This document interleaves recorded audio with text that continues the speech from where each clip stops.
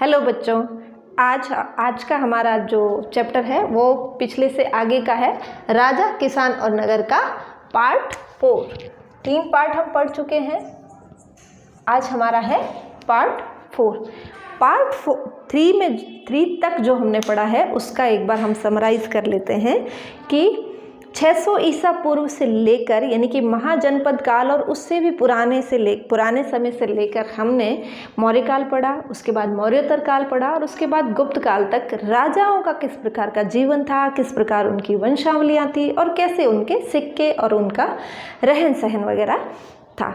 आज का जो हम चैप्टर है, आज का जो हम पार्ट है वो उसमें हम ये पढ़ेंगे कि इनका जो सामान्य जीवन था यानी कि जो लोग, इनकी प्रजा जो थी उनका कैसा जीवन था, तो उसको भी हम 2 भागों में पढ़ेंगे। एक तो हम पढ़ेंगे उनका ग्रामीण जीवन और दूसरा हम पढ़ेंगे नगरीय जीवन। जैसा कि हमने पढ़ा था कि महाजनपद काल के समय नगरों का भी विकास होने लगा, तो नगरीय जीवन भी अपने आप में एक बहुत बड़ा ग्रुप है, उसको भी हम अलग से पढ़ेंगे। पहले हम पढ़ते हैं उनका ग्रामीण जीवन। ग्रामीण जो थे वो कृषक भी थे और वनवासी भी थे। तो वन भूमि जो है वहाँ पर जो लोग रहते थे, हर्षचरित्र जो है बाण भट्ट की, उसके अंदर हमें एक एग्जाम्पल मिलता है जो आपकी बुक में एक ब्लॉक में दे रखा है। उसमें 2 उदाहरण आपको मिलते हैं। एक में लिखा है कि वहाँ के जो लोग हैं जो बहुत गरीब तरह के थे और वो जो खेती कर रहे हैं वो कुदाल से खेती कर रहे हैं, क्योंकि उनके पास प्रॉपर इक्विपमेंट नहीं है खेती करने के लिए, यानी कि वो हल के विषय में नहीं जानते हैं और वो एक नियोजित तरीके से खेती के बारे में अभी भी नहीं जानते थे और वो कंदमूल खाते हैं, फल इकट्ठे करते हैं और इस तरह का उदाहरण हमें वन भूमि के विषय में मिलता है। एक दूसरा उदाहरण हमें ये भी मिलता है कि जो लोग ऐसे जंगलों में रह रहे हैं जो खेती करना जानते हैं, तो वो फलों की खेती कर रहे हैं, आम बेच रहे हैं, अन्य प्रकार के फल बेच रहे हैं, वन उत्पादों से वो टोकरियाँ बना रहे हैं और इस तरह के कुछ और भी उत्पाद हैं।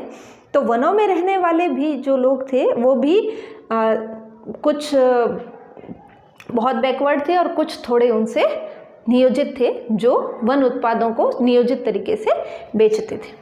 अब हम पढ़ रहे हैं ग्रामीणों के विषय में, जो खेती करते थे उन लोगों के विषय में पढ़ रहे हैं। तो कृषि उनका मुख्य व्यवसाय था, चाहे हम महाजनपद काल की बात करें और चाहे हम गुप्त काल तक की बात करें, यानी कि 600 ईसा पूर्व से लेकर 600 ईस्वी तक। स्टिल आज भी हम देखते हैं कि कृषि हमारे यहाँ बहुत से लोगों का व्यवसाय है। तो उस समय जो है कृषि प्रमुख व्यवसाय था लोगों का। अब जो भूमि है यानी कि जिस जमीन पर खेती की जाती थी वो भूमि उस समय मुख्य रूप से 2 भागों में विभक्त थी। एक तो राजकीय भूमि जो राजा और सामंत, जागीरदार वगैरह के नियंत्रण में रहती थी वो, और दूसरी होती थी व्यक्तिगत भूमि। व्यक्तिगत भूमि जो है किसानों के पास पैतृक तरीके से उनके पुत्रों को, फिर उनके पुत्रों को, इस प्रकार से मिलती थी। और राजकीय भूमि जो है उस पर सीधे तौर पर राजा का नियंत्रण रहता था। ये राजकीय भूमि क्या कहलाती थी? सीता। इस राजकीय भूमि को कहते थे सीता। राजकीय भूमि में खेती का काम राजा या उसका परिवार नहीं करता था, उसके लिए किसान होते थे, मजदूर होते थे।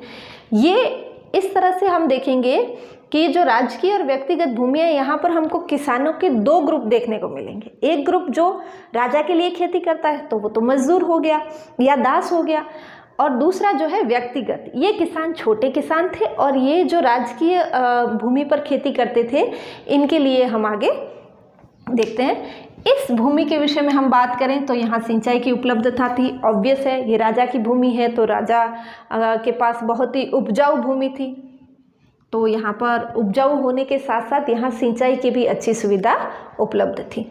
फिर है कृषि कार्यों में अत्यधिक वृद्धि हुई इस समय में, यानी कि 600 ईसा पूर्व से लेकर 600 ईस्वी तक।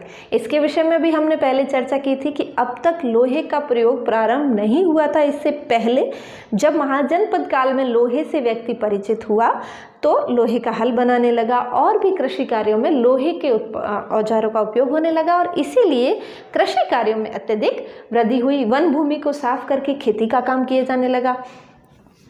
इस राजकीय भूमि में जो लोग खेती करते थे उसके लिए राजा को बड़े पैमाने पर मजदूरों की आवश्यकता होती थी। खेती करवाने के लिए राजा को मजदूरों की आवश्यकता होती थी। ये मजदूर कोई बहुत बड़े वेतनमान पर नहीं रखे जाते थे, दास की तरह से ही होते थे। एक तरह से बड़े पैमाने पर शूद्रों को कृषि कार्य में लगाया गया। शूद्र, जो वर्ण व्यवस्था में हमने 4 वर्ण पढ़े थे, उसमें जो सबसे निम्न कैटेगरी थी वो थी शूद्र, और ये शूद्रों को कृषि कार्यों में लगाया गया राजकीय भूमि में।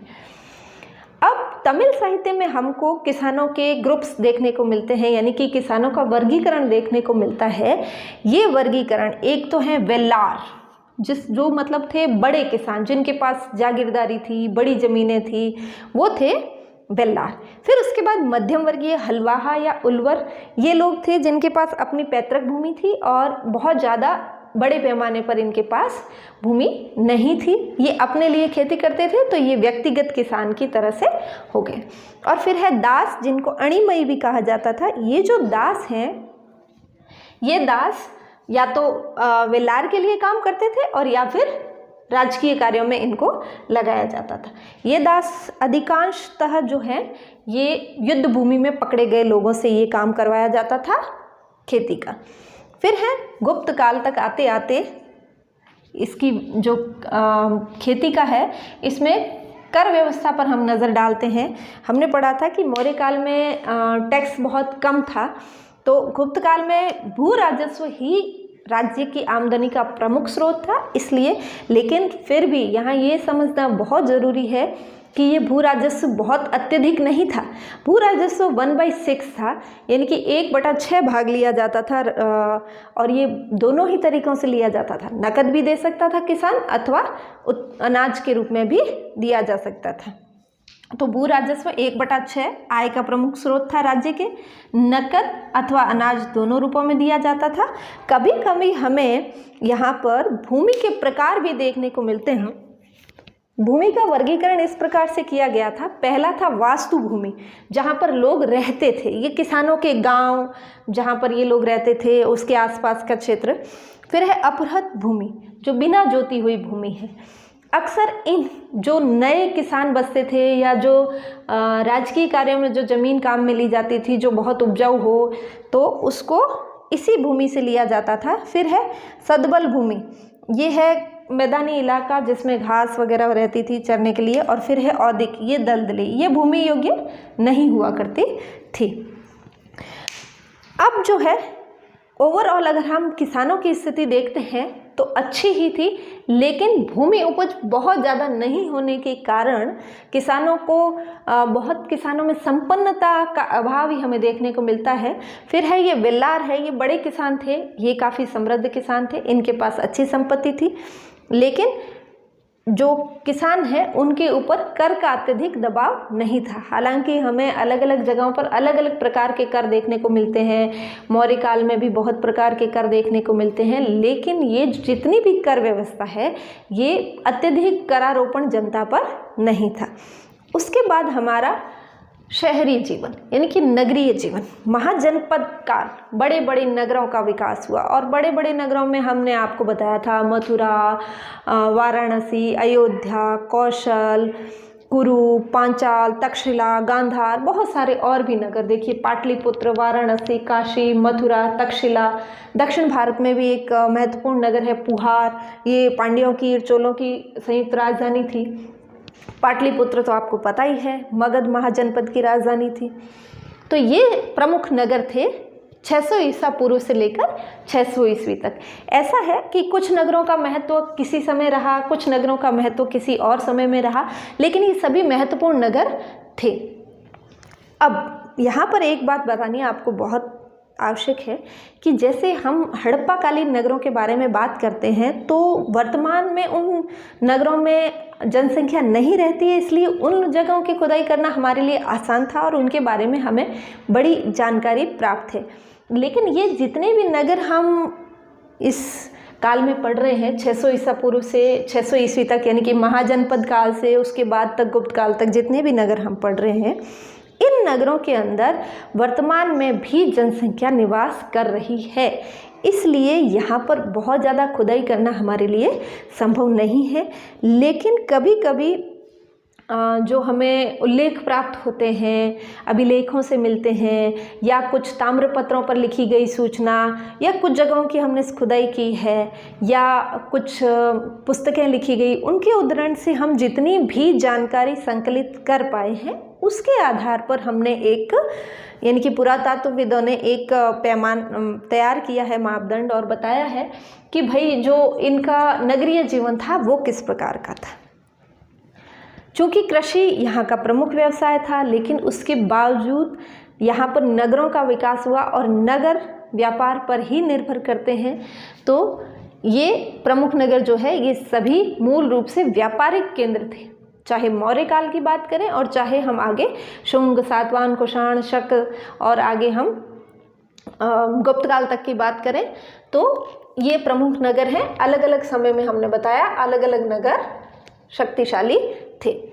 अब यहाँ जो लोग रहते थे उनके लिए हमने एक शब्द प्रयोग किया, संभ्रांत वर्ग, मतलब जो ज़्यादा संपन्न था, जो सो कॉल्ड एजुकेटेड था, या फिर जो बहुत पैसे वाला वर्ग था, वो संभ्रांत वर्ग। वो लोग कैसे रहते थे? इनके लिए ये द्वितीय नगरीकरण है, तो यहाँ पर पत्थरों के मकान बने हुए थे इनके, ये शहरों में रहते थे। और इनके जो हमें खुदाई में या अन्य स्रोतों से हमें जानकारी मिली है, इनके पास सोना, चांदी, तांबा, शीशा, इसके बर्तन मिले हैं। हाथी दांत की बहुत सी जो है अमूल्य वस्तुएं हमें इनके रहने के जगहों से प्राप्त हुई है। उसके बाद दर्पण का उपयोग ये करते थे, और बहुत सारी लग्जरी आइटम्स जो है वो हमें इन जगहों से मिलते हैं। तो इनका जीवन है जो ये बहुत संपत्ति वाले लोग थे और नगरों में रहते थे। ये संभ्रांत वर्ग की बात करें, नगर में रहने वाले सभी लोग अमीर नहीं होते थे। इन पर निर्भर कुछ और भी लोग हैं जो छोटे मोटे व्यवसायी, जैसे धोबी है, नाई है, कुम्हार है, शिल्पी है, सुनार, लुहार है, इस तरह के जो लोग काम करते थे, बुनकर हैं। ये सभी लोगों का रहन सहन ऐसा नहीं था, लेकिन ये जो बड़े लोग, संभ्रांत लोग थे, उनका, यानी कि राज परिवार और प्रमुख व्यवसायियों की यहाँ बात हो रही है। अब इनके प्रमुख उद्योग क्या थे? तो सभी कालों में इनका प्रमुख उद्योग था सूत काटना और बुनना। और सूत काटने का काम जो है बड़े पैमाने पर होता था, और ये भारतीय सूत जो है ये विदेशों में भी व्यापार के लिए जाता था। तो हम बात कर ही चुके हैं कि शिल्पी है, बुनकर है, स्वर्णकार, लोहकार, धोबी, ये सभी लोग शहरों में रहते थे, और ये इन बड़े संभ्रांत लोगों के लिए काम भी करते थे। इन्हीं शिल्पियों के, बुनकरों के, स्वर्णकारों के, इनके अपने ग्रुप बने हुए थे, जिनको शिल्पियों की श्रेणियां कहा जाता है। जैसे धीरे धीरे जैसे जैसे व्यवसाय बढ़ता गया, व्यापार बढ़ता गया, ये लोग संगठित होने लगे और ये अपनी श्रेणियां बनाने लगे। और इन श्रेणियों को कभी कभी श्रेष्ठी, इन श्रेणियों के अपने लीडर्स होते थे, इनके गण होते थे, और इन शिल्पी की जो श्रेणियां होती थी वो अलग अलग, जैसे शिल्पियों की श्रेणी अलग हो गई, बुनकरों की अलग हो गई, स्वर्णकारों की अलग हो गई। विदेश में जो लोग अलग अलग व्यापारी जाते थे वो अपनी श्रेणियां, ग्रिड अलग बनाते थे। तो इनके लिए एक शब्द प्रयोग होता है सार्थवाह, जो इनकी श्रेणियां रहती थी, उसके लिए ये शब्द कहीं कहीं हमें देखने को मिलता है। अब ये लोग क्या व्यापार करते थे, यानी कि जो नगर है इनका विदेशों से व्यापार होता था, तो किन किन वस्तुओं का व्यापार मुख्यतः होता था? सारी चीज़ें तो हम डिटेल में नहीं पढ़ पाएंगे, लेकिन मुख्यतः जो आयातित वस्तुएं हैं, यानी कि बाहर विदेशों से हमारे यहाँ जो वस्तुएं मंगवाई जाती थी, उसके अंदर रेशम, ये चीन से आयात होता था, चमड़ा नेपाल से, फिर है मदिरा, ये सीरिया, ईरान, इधर से होता था, फिर है घोड़े, ये मध्य एशिया से आयातित होते थे। तो एक बार फिर से देख लें, प्रमुख आयातित वस्तुएं इस काल के अंदर जो हमारी भारत में प्रमुख बाहर से आने वाली वस्तुएं थी वो थी रेशम चाइना से, चमड़ा नेपाल से, मदिरा सीरिया और ईरान से, और घोड़े मध्य एशिया से मंगवाए जाते थे। उसके बाद यहाँ से क्या सामान था जो विदेशों में जाता था? भारत एक सोने की चिड़िया कहा जाता था, बहुत यहाँ व्यापार जो है विकसित था। क्या ऐसी वस्तुएं हमारे भारत में निर्मित होती थी या जो है मिलती थी जिनके कारण विदेशों में हमारा इतना नाम था? तो उसमें है प्रमुख है हाथी दांत, सीपी, मोती, रंग, नील, मलमल, और सबसे बड़ा भारतीय मसाले, इनका होता था हमारे यहाँ से निर्यात। ये देख लीजिए सभी लग्जीरियस चीज़ें हैं, हाथी दांत है तो बहुत महंगा है, सीपी है, मोती है, ये सभी जो है राजसी कामों में यानी कि बड़े लोगों के काम में आने वाली चीज़ें हैं। रंग है, नील है, मलमल है, मलमल मतलब रेशम, तो ये बंगाल से होता था। ये सारी निर्यातित वस्तुएं भारत की थी। गुप्त काल में जब हम आते हैं तो मौर्योत्तर काल में यानी कि मौर्य काल के बाद रोम के अंदर हमारी जो यहाँ से भारत से काली मिर्च का उत्पादन होता था यानी कि फसल है काली मिर्च, इससे जितना भी ये व्यापार रोम को जाता था ये सिर्फ एक काली मिर्च पर ही बेस्ड था। तो और हमारा जो प्रमुख बंदरगाह हैं, जिन जगहों से हम व्यापार करते थे यानी कि जिन जगहों पर व्यापारी अपना माल जहाँ से अरब सागर में ले जाते थे या बंगाल की खाड़ी में ले जाते थे, नीचे हिंद महासागर से जो व्यापार होता था, तो ये व्यापार किन बंदरगाहों से होता था? तो मौर्य काल में ताम्रलिप्ति, भड़ौच और सोपारा, ये भड़ौच और सोपारा ये दोनों गुजरात में और ताम्रलिप्ति जो है ये पूर्वी तट पर है। फिर बाद में कुछ और बंदरगाह डेवलप हो गए, देवल, नागपत्तनम ये तमिल तट पर है, और मुसलीपत्तनम ये भी साउथ के अंदर है। ये बहुत बड़े बड़े बंदरगाह थे जहाँ पर विदेशों से व्यापार होता था। अब ये व्यापार है, ये किन देशों के साथ मुख्यतः हमारा व्यापार था उसके बारे में भी एक नज़र देख लीजिए। ये व्यापार जो हमारा मुख्यतः है ये अलग अलग समय पर अलग अलग देशों के साथ था। ऐसा नहीं है कि हमेशा एक ही तरफ था हमारा व्यापार, लेकिन मूल रूप से हमारा व्यापार जो है अभी हमने देखा, यहाँ पर देखा चीन के साथ है, नेपाल के साथ है, सीरिया, ईरान, मध्य एशिया, तो ये पश्चिमी एशियाई देशों के साथ, पश्चिमी और मध्य एशिया देशों के साथ हमारा व्यापार है। और रोम है, सीरिया है, ये तो हो गया हमारे भारत से पश्चिम में। और पूर्व में हमारा व्यापार चीन के साथ है, और दक्षिणी पूर्वी एशिया के देशों के साथ भी हमारा व्यापार था।